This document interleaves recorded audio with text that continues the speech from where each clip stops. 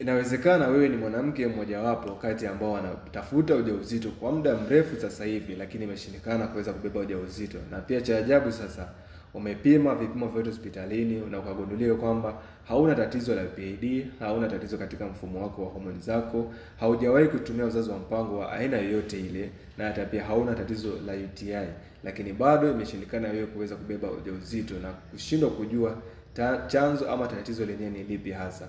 Sasa iko hivi, kuna hili tatizo ambalo linaitwa cervical mucus hostility, ambao ni uteute wa mwanamke zinaathiri mbegu za mwanaume. Mbegu za mwanaume zinashindwa kuweza kufika katika yai lililorutubishwa kuweza kutunga ujauzito ule ama mimba ile, kwa sababu ya uteute huu zinaathiri mbegu za mwanaume. Ndio maana wanawake wengi wanalalamika kwamba wanapomaliza kufanya tendo la ndoa, basi anaponyanyuka tu mbegu zile zinatoka. Basi hili ni tatizo ambalo linasababishwa na uteute wa mwanamke, linaathiri mbegu za mwanaume, ambayo hata hospitalini haliwezi kugundulika. Kwa hiyo kama una changamoto hiyo ya ujauzito ama katika mfumo wetu wa uzazi, chukua namba yangu kwenye bio hapo. Nimeshasaidia wanawake wengi kuweza kubeba ujauzito na hata kupona magonjwa tofauti katika uzazi, niweze kusaidia.